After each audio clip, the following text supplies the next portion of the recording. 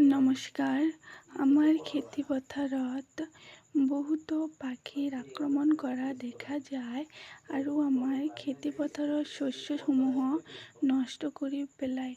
এনে অসুবিধাৰ পৰা আমি মুক্ত পাবলৈ হ'লে এটা নতুন ব্যৱস্থা গ্ৰহণ কৰিব পাৰোঁ, য'ত আমি এটা পাংখা লগাই দিম আৰু এই পাংখাটো বতাহেৰে ঘূৰিব আৰু পাংখাটোৰ লগত এটা জাতীয় পত্ৰ সংযোগ কৰি দিম, যাতে এই জাতীয় পত্ৰটো আৰু পাংখাটোৰ মাজত খুন্দা লাগে আৰু শব্দৰ সৃষ্টি হয়।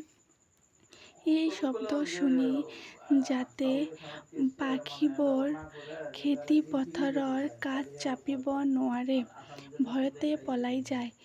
সেইবাবে এনে পাংখা যদি আমি খেতি পথাৰৰ চাৰিওফালে বা ৩-৪টা স্থানত লগাই দিব পাৰোঁ, ফলত বহু শব্দৰ সৃষ্টি হ'ব আৰু পাখিবোৰ খেতি পথাৰৰ কাষ চাপিব নোৱাৰিব। ফলত আমি শস্যসমূহ সংৰক্ষণ কৰিব পাৰিম। ধন্যবাদ।